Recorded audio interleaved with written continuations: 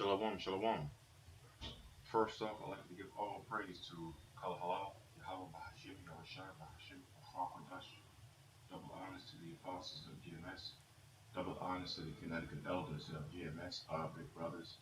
Greetings and salutations to the brothers in this country and all over the world who are prophesying the true name of what you people stupidly and ignorantly call God and Christ. The true name is Yahawah Yahawashi, which is none other than the power of the nation of Israel, which consists of you so-called blacks, Latinos, and Native Americans, and anybody who are descendants from those people on their father's side. Shalom to those who are scattered abroad. I'm your Iqua. Coming at you with a show I've been digging out for a while now. Finally, Spirit, Lord willing, the Lord put the Spirit in me to finally do it. So this is going to be, I don't want to make it long. And bringing out this, well, the title is called King Solomon Was the Real Dr. Dolittle. And just going into number one, the beautiful powers of King Solomon, which is proves that he was our Lord Yahawashi, because and what other man can have those kind of powers? Prophets had special powers, even Elisha bringing people from the dead. But I mean, the point of this one is that King Solomon literally talked to animals and more. He could communicate with trees and knew the virtues of roots. And I bring this out one to, of course, glorify Yahweh Shemashai. This proves that Yahawashi was King Solomon, and furthermore, all these powers that the men of the Lord had throughout the scriptures in the Bible, even the Lord Himself, including King Solomon, we're going to have these powers in the last days, because the Lord said, "Why marvel ye at this? You shall have greater. You shall do these." Actually, let me get it. It's in St. John. Okay, it says St. John 14:12. It says, "Verily, verily," which means truly, truly, right? The Lord's not going to lie to us. "Truly, truly, I say unto you, which are His men, he that believeth on me," right, which are His men, "the works that I do shall he do also, and greater works than these shall he do, because I go unto my Father." All right. So the Lord promised us and told us truly that we're going to have powers even greater than He had when He was here. And you best believe we're at that time. And one of them is that, the scriptures talk about, and basically we're going to be able to communicate with animals now.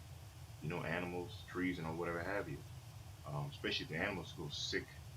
These animals on the east of the devil, when we get that spiritual power. But, just, I'm going to get into it. I want to go through Kings. I'm going to go have scripture in Apocrypha and two in Apocrypha. BARUCH and Wisdom of Solomon. I'm going to start with Kings, the 4th chapter. And once again, I just want to bring this out to show the powers that we're going to have and to glorify them, the power, the beautiful power of Yahweh Shemashai. That, our power, we are the only one with the one and only power, give King Solomon the power to actually communicate with animals and trees and things of that nature, even stars give glory unto the Lord, you know. Um, Before I begin, this is something like not only me, I know all the brothers have. Like I always deeply wondered when I was a kid, when I was younger, even up till now. Like we love animals, man. Scriptures talk about how a man of the Lord, or a true man, will regard his beast. We love animals. The East of the devil don't. These other nations don't. They fucking cook boiled dogs. But a true man of the Lord loves animals, man. And I always deeply thought, man, what the hell? What's this animal? What's this cat thinking? What's this dog thinking? What's that squirrel thinking? What's that tiger thinking? What's that leopard thinking? If I could communicate with them, and that's all the traits of the men of the Lord, and in these days we will have these powers.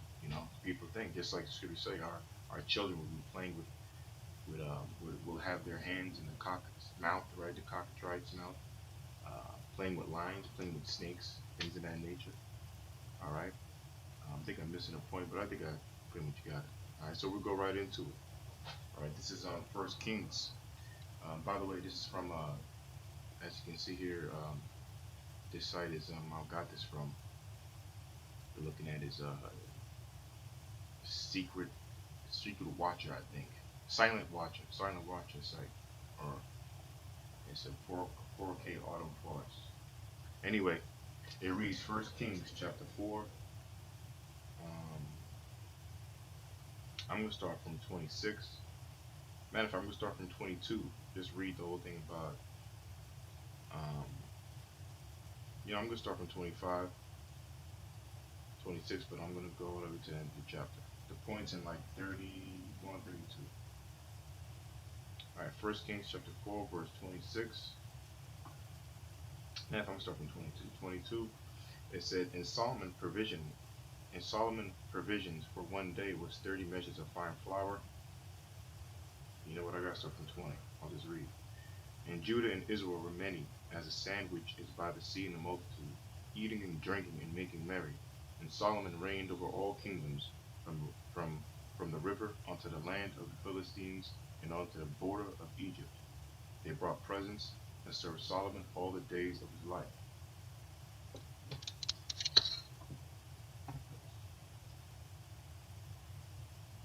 Verse 22.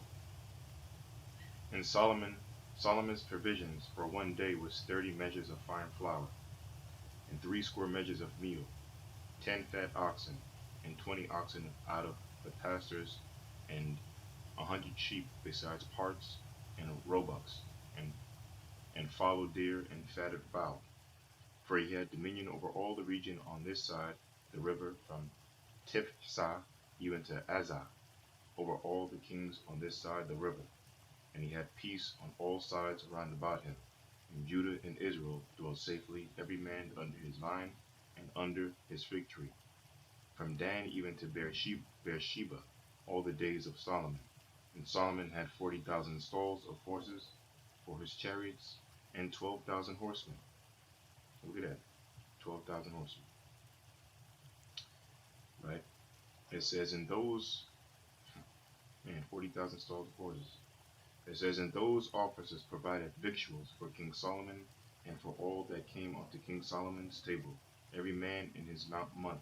They lacked nothing. Barley also and straw for the horses, and dromedaries brought they unto the place where the officers were, every man according to his charge. And the Most High, Yahweh, gave Solomon wisdom and understanding exceeding much, and largeness of heart, even which heart is the mind, in the Hebrew is lab. So in largeness of his mind, his heart, even as the sand that is on the seashore. You see, man, the Lord expanded his mind. Well, they said it all. Even as the sand that is on the seashore. And Solomon wisdom excelled the wisdom of all the children of the east country, and all the wisdom of Egypt. For he was wiser than all men, than Ethan, than Azarite, and Heman, and Calcol, and Darda, the sons of Mahol. And his fame was in all nations round about, and he spake 3,000 proverbs. Like Apostle Hall was saying today at camp, oh boy, things acting up. Like the Apostle Hall was saying at camp, like a psalm is basically, as a song. Okay? So he, and song means he played songs. Okay? This thing's freezing up. Alright, so good. Alright. So it says, and spoke 3,000 proverbs, and his songs were 1,005. Now here's the point, verse 33. And he spake of trees. Okay, and he spake of trees, from the cedar tree that is on Lebanon, even unto the hyssop that springeth out the wall. He spake also of beasts, and of fowl, and of creeping things, and of fishes. Right? So that point there, 1 Kings 4:33. Remember, the Lord expanded his mind, expanded his heart as the sands of the seashore. And he said he spoke of trees. He spake of trees, meaning he communicated with trees. And I was examining nature and all that since I was young. And the beautiful thing about nature, I believe in my spirit that trees, I think I saw some of it, but I don't know. It's really a spiritual thing that trees communicate with each other. They communicate by wind. And when the air blows on these leaves, sometimes you can see like the leaves are more exaggerated than the winds that are blowing, because they communicate by wind. And if you observe trees, that's how they, in my eyes, that's what they look like. They communicate. So you definitely treat, everything has a spirit, man. Okay. Let me pause this because this is acting out. Let me actually I can just do it now. Let me bring this back. It's kind of freezing up. All right, there we go. Let's bring it back.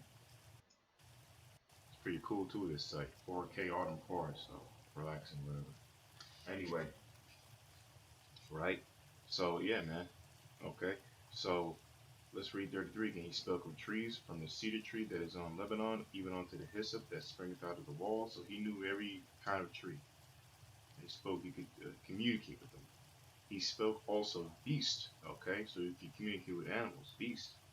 He knew what their emotions, what they're thinking, everything about an animal. He knew, and he could communicate with it. So he's the real Doctor Dolittle. End of a fowl.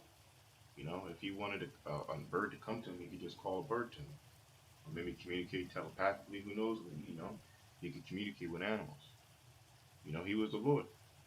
And of creeping things, ants, fishes, bugs. It's not fishes, but bugs, animals, any creeping things, small insects, and the fishes. Fishes, any aquatic creature, man. You know. So that's beautiful. Last verse. It says, and there came of all people to hear the wisdom of Solomon from all kings of the earth, which had heard of his wisdom. Okay. So that was that point there. Beautiful scripture. I remember learning that when I first got in, man.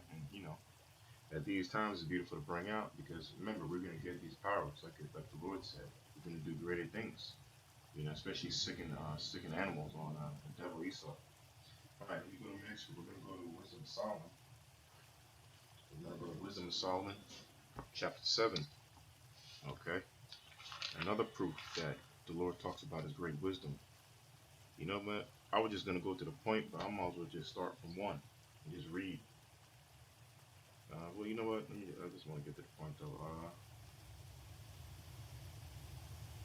I'm gonna start from 10. Okay, the point's in I believe around the 19, 18 verse, 20 verse. All right. So this is Wisdom of Solomon, from Wisdom of Solomon himself, from Solomon himself again. Wisdom of Solomon chapter 7 verse 10. I loved her above health and beauty. He's talking about wisdom, and chose to have her instead of a light. For the light that cometh from her never goeth out. All good things together come to me with her, and innumerable riches in her hands. And I rejoiced in them all, because wisdom goeth before them, and I knew not that she was the mother of them. I learned diligently, and do communicate her liberally. I do not hide her riches, for she is a treasure unto men that never faileth, which they that use become the friends of the Most High, being commended for the gifts that come from learning. And that's the men of the Lord, that's us. We are friends with them. That's what the Lord said. You are not my servants, I'll call you friends. You know, we are the Lord's friends. We are His brothers, and He's our Savior, our King, and our brother.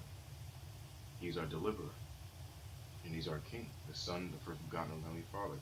But anyway, this truth has made us friends to Him and the Most High, the Heavenly Father. It says, and being commended for gifts that come from learning, the Most High hath granted me to speak as I would, and to conceive as is meet for the things that are given me. Meaning He knew the deep things. It was meat for Him. It was deep, because it is He that leadeth unto wisdom, and directeth the wise. For in His hand are both we and our words. Right? That's right. He controls even our mind, what comes out of our mouth. All wisdom also, and knowledge of workmanship. For He hath given me certain knowledge of things that are, namely, to know how the world was made, and the operation of the elements. I mean, dang. King Solomon knew exactly every little detail of how the world was created and made. He was a Lord. Okay? And the operation of the elements. I mean, man. the brother in Montezaka in North Carolina just showing the elements. I didn't look at it, but I looked at the thumbnail. Looked like a beautiful show. Going into the elements, the spiritual power in the elements. So the operation of the elements, the beginning, ending, and the midst of times. So he knew all things. He knew the beginning of the world, the midst of the times, and he knew the latter, and he knew how this world was going to go out. He saw the end times too, and the kingdom to come. All right, the alterations of the turning of the sun and the change of seasons. The alterations, you see. See, so meaning he knew that the sun was round and it turned, and that not that the sun's not the center of the galaxy of the solar system, but the sun is. The sun is the center. Excuse me, the earth is the center of the universe. And the sun in the solar system, the sun, all planets go around the earth because the earth was created first. It says, in the alterations of the turning of the sun and the change of seasons, the circuits of years, and the positions of stars. Okay? The change of seasons, like fall, like your spring, summer, fall, and winter. Because when that sun goes around the earth, right, full 12 months, that's 1 year. Right? The circuits of years, the positions of stars, the natures, right, the constellations, the natures of living creatures. Again, the natures of living creatures. Nature comes from the word natus, which means to spring forth and be born. Right? Give birth. He knew how how they were. He knew everything about creatures, the natures of living creatures, and the furies of wild beasts. He knew what made them angry, what made them furious. The violence of winds. He knew about winds. He knew everything about winds, and the reasonings of men. He knew everything about the man's mind. The diversities, the diversities of plants. He knew what each plant. Let me read. And the diversity of plants and their virtues or rules. So he knew with every plant he looked at, he knew what the difference was. This is poison. This is not poison. Is this going to help you with that?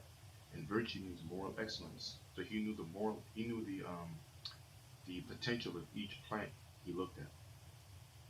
He knew their potential and the benefits they can do for you. So he communicated.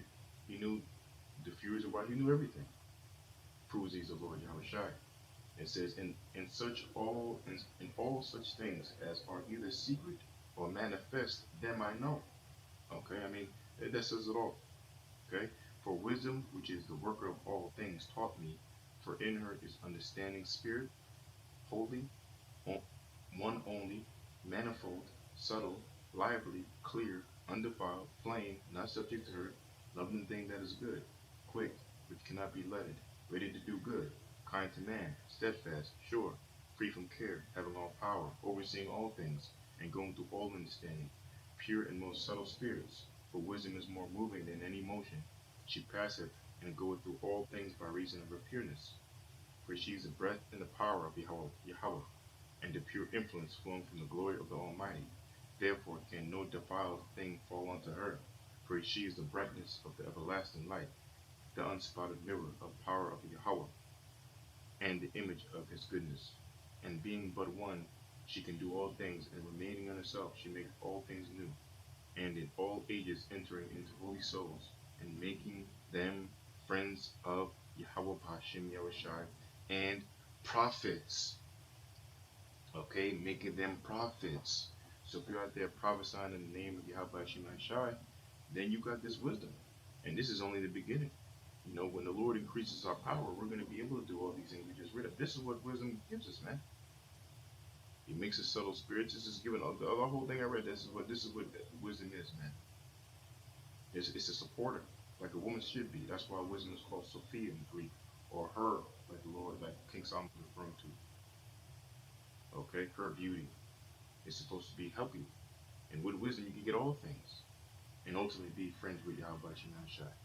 It says, "For Most High loveth none but him that dwelleth with wisdom." You see that?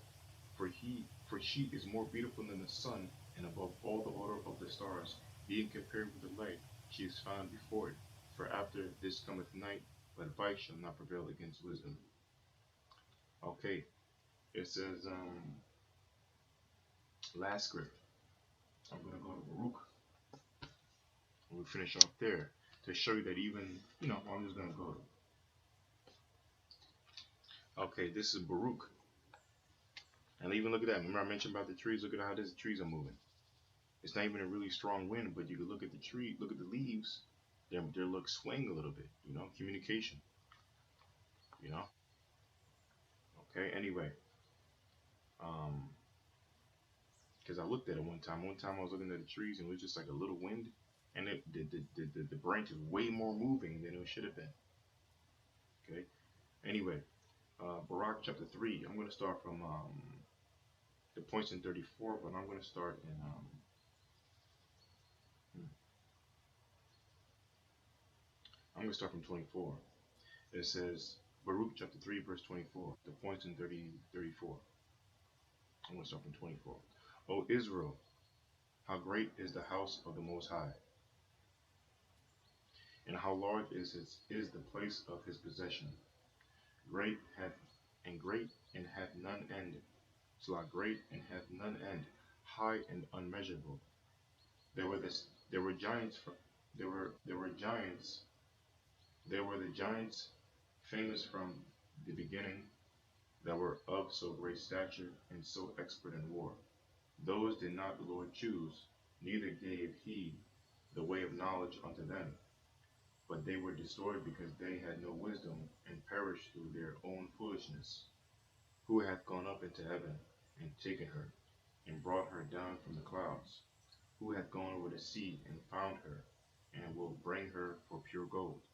No man knoweth her way, nor thinketh of her path.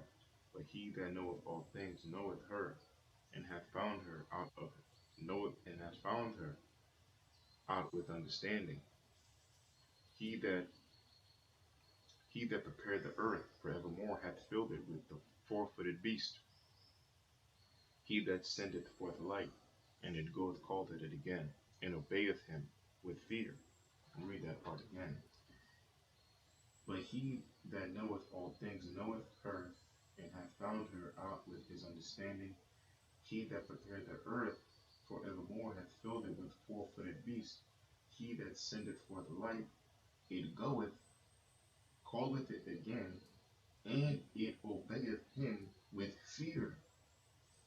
Talking about light itself. Okay? So light obeys the Lord. Yahweh Shai. The stars shined in their watches and rejoiced. When he calleth them, they say, Here we be, here we be. And so with cheerfulness they shewed light unto him that made them. This is our power, and there shall none other be accounted of comparison of him. He hath found all out of he hath found out all the way of knowledge, and hath given it unto Jacob his servant, and unto Israel his beloved. Afterward did he show himself upon earth in verse with men. The verse 34, 35, that's powerful.